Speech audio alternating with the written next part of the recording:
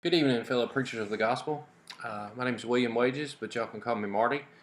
My sermon that I have selected, the text that I have selected, is Galatians chapter 5, verses 1 through 15. This is the part of Galatians where Paul is addressing two different groups of people, two different audiences, and he kind of goes back and forth a little bit with it in the text.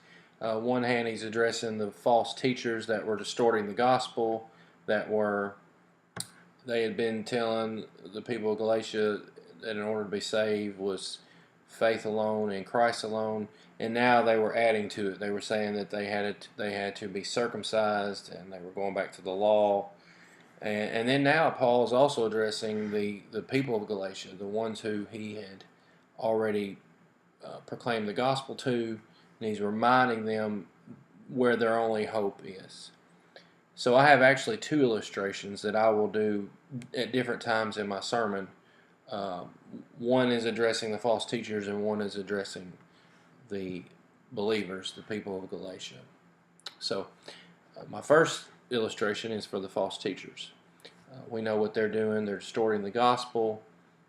They were telling the Gentiles and the people of Galatia the gospel is believing in Jesus Christ alone, and now they're adding to it. They're saying it's no longer just the gospel. Now you have to add more to it. So my illustration goes like this. I invite a friend over one night for dinner. I tell him beforehand, hey, I'm going to grill you a nice 16-ounce ribeye steak that I have marinated for 24 hours. And with the steak, we're going to have all the trimmings. We'll have a baked potato and grilled asparagus and a salad. And he comes over, and as dinner is approaching, we sit down.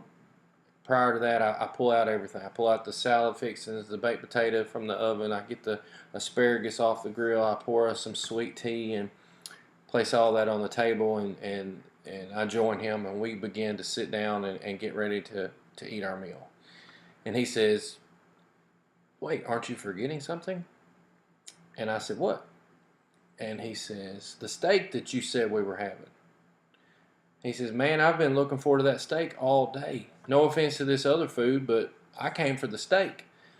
This other stuff, even though it's appealing and it looks nice, it just doesn't measure up to a ribeye steak. So I said, yeah, bro, I'm just messing with you. Let me get our main course.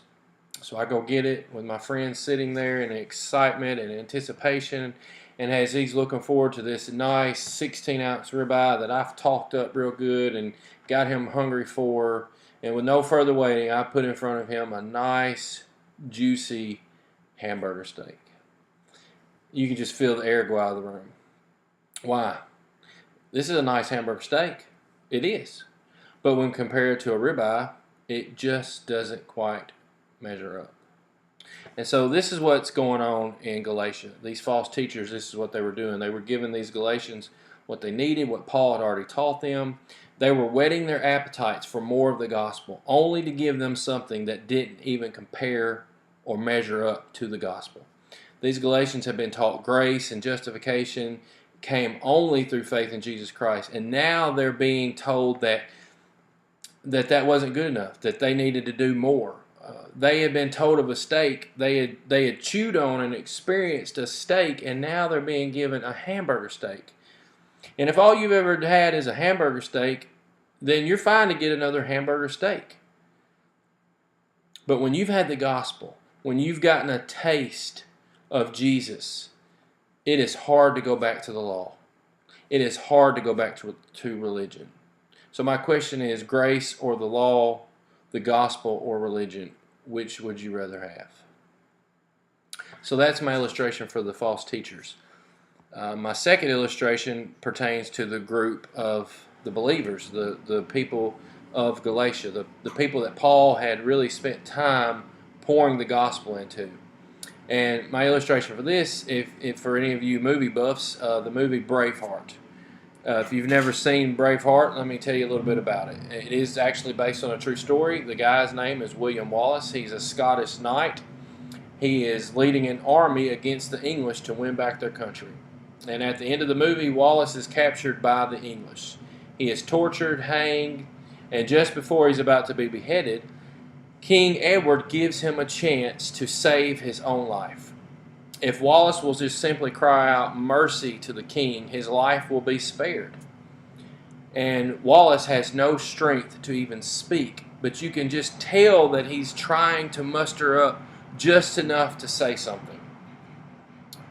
The angry mob quietens. The king listens off in the distance. Everyone just knows that Wallace is about to cry out mercy. With every ounce of strength that he has left, he opens up his mouth and shouts and cries out, "Freedom!" Wallace could have saved his life if only he would have subjected himself to the king. If Wallace would have simply become the king's property, he would have lived. But no, Wallace chose to die free than to live a slave. He was willing to lose his life in order to be free. This is what Jesus did for us. He gave his life so that you and I could be free. But anytime we add more to the gospel instead of just having faith in Jesus to save, we submit ourselves back under the very yoke that Jesus has freed us from. What we are saying is we really don't believe Jesus is enough for our freedom. We must do something. We must add something. But we know that Jesus is enough. We should be like William Wallace in Braveheart, that we want that freedom so badly. We are so determined to live a life. We are so determined not to live a life in bondage and slavery that we're willing to die for that freedom. Is the gospel freedom that you have in Christ so important to you that you're willing to die to your old self? Is it so important to you that you know and believe that there's not one thing you can do, not one religious, pious deed or achievement you can do that would justify you in the sight of God? Do you want gospel freedom so much that you truly believe all that's required of you is to die? Die to yourself, die to your old ways, your inadequate attempts to earn God's favor. Do you want it so badly that you truly believe that Jesus has already done what you and I cannot do, and that all it is left of you and me is what William Wallace did?